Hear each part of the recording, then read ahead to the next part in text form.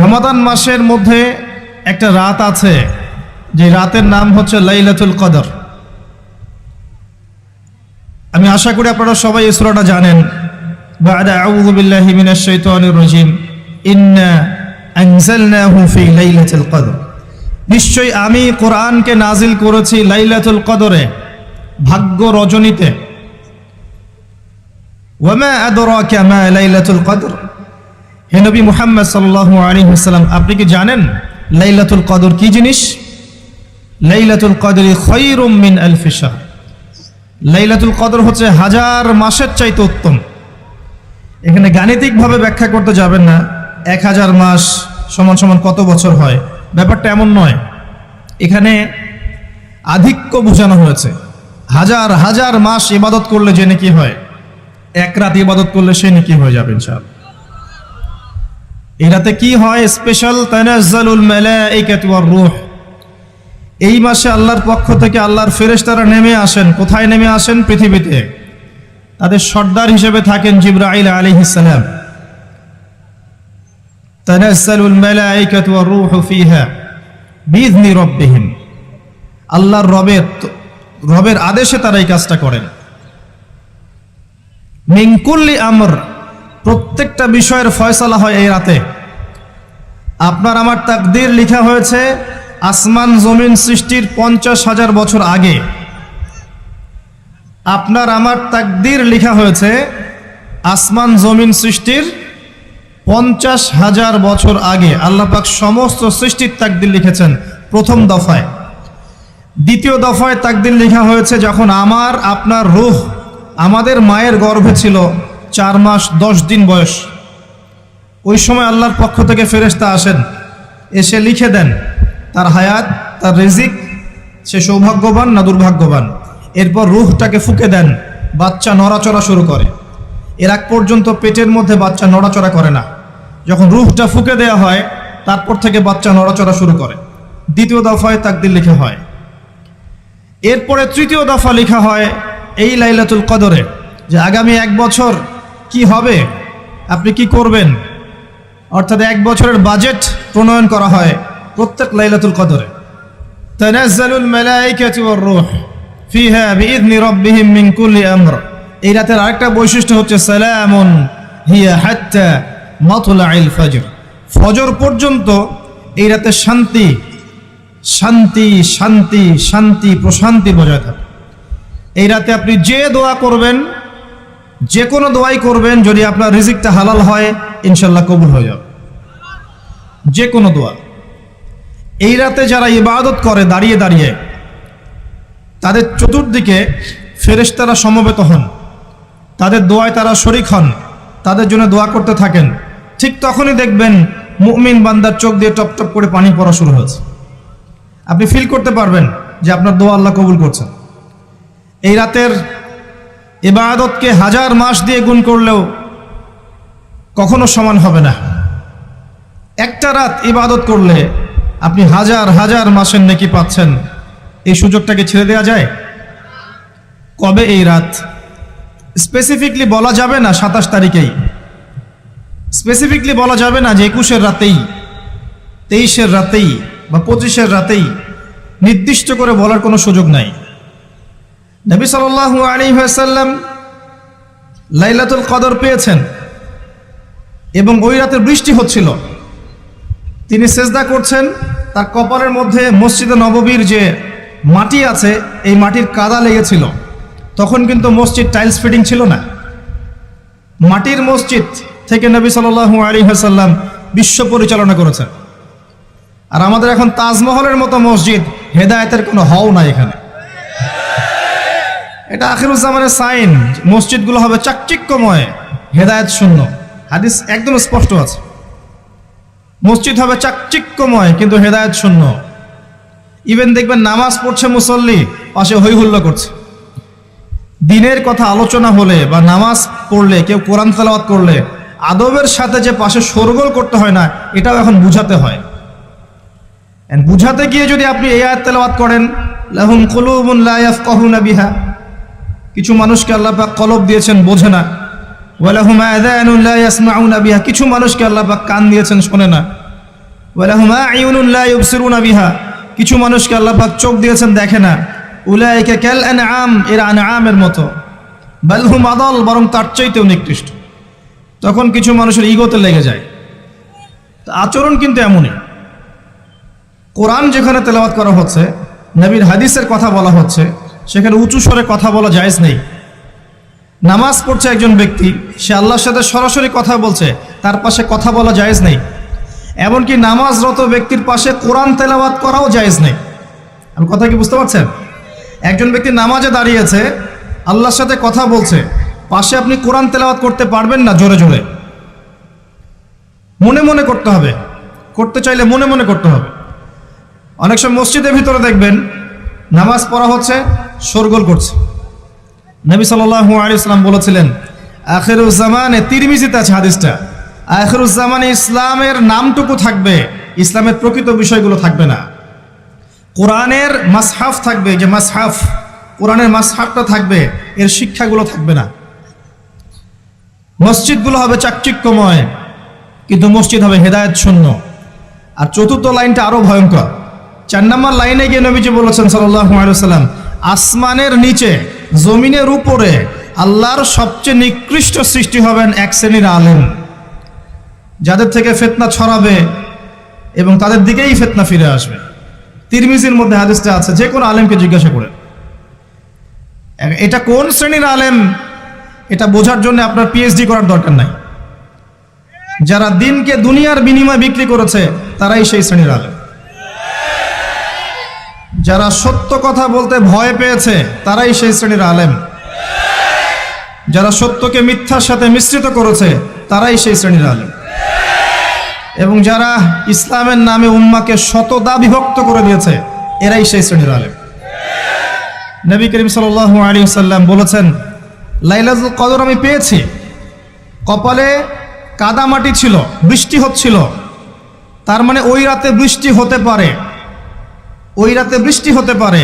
লাইলাতুল কদরের আলামত, রাতের বেলা বৃষ্টি হতে পারে। বৃষ্টি হয়েছে, তিনি নামাজ পড়েছেন, কপালের মধ্যে কাদা লেগেছিল, তিনি বের হয়েছেন, সাহাবীদেরকে বলবেন কোন রাতটা লাইলাতুল কদর, আজকের রাতটা লাইলাতুল কদর, এটা বলতে বের হয়েছেন। বের হয়ে দেখছেন দুজন মুসলিম আপোষে ঝগড়া করছে। লিসেন টু মি, দুজন মুসলিম আপোষে ঝগড়া করছে। আমরা বলি না যে মুসলিমদের মাঝে ইখতিলাফগুলো রহমত, আমরা বলি না? দুজন মুসলিম আপোষে ঝগড়া করছে। এই কাজটার কারণে আল্লাহ রাব্বুল আলামিন নবী সাল্লাল্লাহু আলাইহি ওয়াসাল্লামের হৃদয় থেকে এই কথাটাকে তুলে নিলেন। তিনি আর বললেন না এক্স্যাক্টলি কোন রাতে লাইলাতুল কদর ছিল, তিনি বলতেই বেরিয়েছিলেন যে কোন রাতে লাইলাতুল কদর ছিল। আমাদের ইখতিলাফের কারণে আমরা সেই নির্দিষ্ট রাতটাকে হারিয়ে ফেলেছি। তবে এর মধ্যেই খায়ের আছে, এর মধ্যেই কল্যাণ আছে। আরবিতে একটা প্রবাদ আছে, কুল্লু শার ইউজাদু ফিহিল খায়র, প্রত্যেকটা অকল্যাণের পিছনেই কোনো না কোনো কল্যাণ আছে। নির্দিষ্ট করে বলে দিলে আমরা বাকি রাতগুলো জাগতাম না। নবী সাল্লাল্লাহু আলাইহি ওয়াসাল্লাম এখন বললেন যে আমাকে ভুলিয়ে দেওয়া হয়েছে কোন রাত, তোমাদের ঝগড়ার কারণে। অতএব তোমরা শেষ দশকের বিজোড় রাতগুলোকে তালাশ করো। শেষ দশকের বিজোড় রাত বলতে 21-এর রাত, 23-এর রাত, 25, 27, 29, এই 5টা রাতের যে কোনো একটা লাইলাতুল কদর। এই রাতে ইবাদত করলে এত নেকি হচ্ছে, কারণটা কি? রাত আর দিন কি ডিফারেন্ট কিছু? প্রত্যেক রাতেই কিন্তু আল্লাহ পাক প্রথম আসমানে নেমে আসেন, প্রত্যেক রাতে, শুধু শবে বরাতের রাতে নয়, শুধু নিসফে শাবানের রাতে নয়, কিন্তু প্রত্যেক রাতেই আল্লাহ পাক প্রথম আসমানে নেমে আসেন। তিনি কিভাবে নেমে আসেন এটা ব্যাখ্যা করার দরকার নেই আমাদের। আল্লাহ পাক বলেছেন নেমে আসি, বাস আসি। কারণ সবকিছু আমরা যুক্তি, বিজ্ঞান, দর্শন দিয়ে প্রমাণ করতে পারবো না। পারবো? সায়েন্সকে জিজ্ঞাসা করেন যে স্বপ্নের ব্যাখ্যা কি, ঘুম কাকে বলে, আত্মা কাকে বলে, আত্মা কঠিন না তরল না বায়বীয়, পারবে সায়েন্স ব্যাখ্যা করতে? কবরের আযাব কি, জিন জাতি কি, জিন জাতি কাকে বলে, জিন জাতি কেমন দেখতে, মালায়েকা কেমন, তারা কিভাবে কাজ করে, তাদের ফাংশন কি, তারা কি ব্যাখ্যা করতে পারবে? আমাদের একটা চেতনা তৈরি হয়েছে, সায়েন্স যা বলবে তাই সত্য। এই চেতনা পুরোপুরি সত্য নয়। কোরআন এবং সুন্নাহ, আল্লাহ এবং তার রাসূল যা বলবেন সেটাই চূড়ান্ত সত্য। এর বাইরে সত্য মিথ্যার চূড়ান্ত কোনো মানদণ্ড নাই। হ্যাঁ, সায়েন্সের ভিত্তি আমরাই দিয়েছি, এটা অমুসলিমরা দেয়নি, এর ভিত্তি মুসলিমরা দিয়েছে। পরবর্তীতে এরা এর উপর ঘষা মাজা করেছে। এখন সায়েন্টিফিক এবং টেকনোলজিক্যাল রেভলিউশন আসছে পশ্চিমা সভ্যতা থেকে। এই সভ্যতার ধারক বাহক ছিলাম আমরা। সভ্যতা এদের দ্বারা শুরু হয়নি, সভ্যতা নবীদের দ্বারা শুরু হয়েছে। তো সবকিছু সায়েন্স দিয়ে ব্যাখ্যা করা যাবে এমন নয়, কারণ সায়েন্সের সীমাবদ্ধতা আছে, আল্লাহর জ্ঞানের কোনো সীমাবদ্ধতা নাই। তো আল্লাহ নেমে আসেন, ব্যাস নেমে আসেন। নেমে এসে আল্লাহ পাক কি বলেন? আল্লাহ পাক তিনটা কথা বলেন। রাতের শেষ অংশ, রাতকে ভাগ করেন। যদি 6টার সময় রাত শুরু হয়, রাত কিন্তু রাত 12টায় শুরু হয় না, সূর্য ডুবে গেলেই রাত শুরু হয়, এটাই ইসলাম। এখন 6টা থেকে আপনি এই 5টা পর্যন্ত সময়টাকে 3 ভাগে ভাগ করেন। শেষের অংশ ধরে নেন যে 1টা থেকে 5টা, কথার কথা আমি এস্টিমেট করলাম। এই সময়টুকুতে আল্লাহ রাব্বুল আলামিন কাছে নেমে আসেন প্রথম আসমানে, অর্থাৎ তার রহমত নিকটবর্তী হয় এবং তিনি আহ্বান করতে থাকেন 3টা জিনিস। 1, কে আছো আমার কাছে কিছু চাইবে, যা চাইবে আমি তাই দিব। 2, কে আছো আমার কাছে ক্ষমা চাইবে, আমি তোমাকে মাফ করে দেব। 3, কে আছো আমাকে ডাকবে, আমি তোমার ডাকে সাড়া দেব। মানে এই সময় আপনি যা চাইবেন ইনশাআল্লাহ, আপনার আকীদায় যদি শিরক না থাকে, আমলে যদি বেদাত না থাকে এবং আপনার রিজিক যদি হালাল হয়, ইনশাআল্লাহ তাআলা আপনার দোয়া কবুল করা হবে। আল্লাহ পাক প্রত্যেক রাতেই নেমে আসেন। তাহলে লাইলাতুল কদরকে এত স্পেসিফিকলি ইম্পর্টেন্স দেওয়ার কারণ কি? একটাই কারণ, মনে রাখবেন, লাইলাতুল কদরকে মর্যাদামণ্ডিত করার এবং রমাদান মাসকে শ্রেষ্ঠ মাস মর্যাদামণ্ডিত করার একটা কারণ, only one reason behind it, সেটা হচ্ছে এই মাসে এবং এই রাতে আল কোরআন নাজিল হয়েছে। কথা কি বুঝতে পারছেন? কোরআন নাজিলের কারণেই এই মাসটা মহামান্বিত, কোরআন নাজিলের কারণেই এই রাতটা সম্মানিত। ইন্না আনজালনাহু ফি লাইলাতুল কদর। আসুন সামনে যাই। নবী করিম সাল্লাল্লাহু আলাইহি ওয়াসাল্লাম যখন এই জাহেলি যুগে বাস করছেন, এই লাইলাতুল কদরে রমাদান মাসে আল্লাহ পাক কোরআন নাজিল করলেন। কি জন্য নাজিল করলেন? কারণ এই সমাজটাকে পরিবর্তন করার জন্যে, সমাজের জাহিলিয়াতগুলোকে দূর করার জন্যে নবী করিম সাল্লাল্লাহু আলাইহি ওয়াসাল্লাম প্রচণ্ড ফিকির করতেন।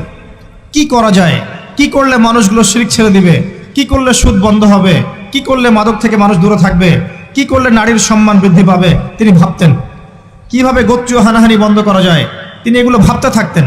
হেরা গুহায় বসে তিনি এগুলো ভাবতেন কি করা যায়। যুবক বয়সে তিনি হিলফুল ফুজর তৈরি করেছেন এগুলো সমস্যা দূর করার জন্য, কিন্তু পরিপূর্ণরূপে সফল হয়েছেন বলতে পারি না আমরা, কারণ তখন ওহী আসেনি। এই ভাবতে ভাবতে ভাবতে ভাবতে একদিন এক রাতে তার কাছে আল্লাহর পক্ষ থেকে কোরআন নাজিল হলো। সূরা আলাকের প্রথম 5টা আয়াত, বিসমিল্লাহির রহমানির রহিম, ইকরা বিসমি রাব্বিকাল্লাযী খালাক। পড়ুন আপনার রবের নামে যিনি আপনাকে সৃষ্টি করেছেন। খালাকাল ইনসানা মিন আলাক, যিনি মানুষকে সৃষ্টি করেছেন জমাট বাঁধা রক্তপিণ্ড থেকে। আমরা সবাই জমাট বাঁধা রক্তপিণ্ড ছিলাম মায়ের পেটে। আজকে আমরা আল্লাহর দ্রোহী হয়েছি, কিন্তু আমরা পেটের মধ্যে এতটুকু জমাট বাঁধা রক্তপিণ্ড ছিলাম। সূরা ইয়াসিনের মধ্যে আল্লাহ পাক এই কথাটা বলেছেন, তোমাদেরকে তো নুতফা থেকে সৃষ্টি করেছি, ফাইদা হুয়া খসিমুম মুবিন, যখন সে বড় হয়েছে সুস্পষ্টভাবে আল্লাহর বিরুদ্ধাচরণ করছে। ঈদের যে শপিংটার কথা বলছি, এটা এই কারণে বলছি, লাস্টের দশকে আমরা ঈদের শপিংয়ে বেশি ব্যস্ত থাকি, এতে করে লাইলাতুল কদরটা আমরা হারিয়ে ফেলি। লাস্টের দশক আমরা হয় ইতেকাফ করব, না হলে বাসায় নামাজ পড়বো, পরিবারবর্গকে নিয়ে রাত জাগবো। পারা যাবে ইনশাআল্লাহ? তারাবির নামাজ তো পড়বোই ইনশাআল্লাহ জামাতে। এবং আপনি 20 পড়েন আর 8 পড়েন, আপনি নামাজের কোয়ালিটিটাকে ভালো করার চেষ্টা করেন, নামাজের কোয়ালিটিটাকে বেস্ট করেন, ধীরে ধীরে তেলাওয়াত করেন, ধীরে ধীরে রুকু সেজদা করেন, নামাজটাকে এনজয় করেন, সময় নিয়ে, টাইম নিয়ে, 2 ঘন্টা সময় লাগুক, 3 ঘন্টা সময় লাগুক, এনজয় করে নামাজ পড়েন। আল্লাহ পাক তৌফিক দান করুন।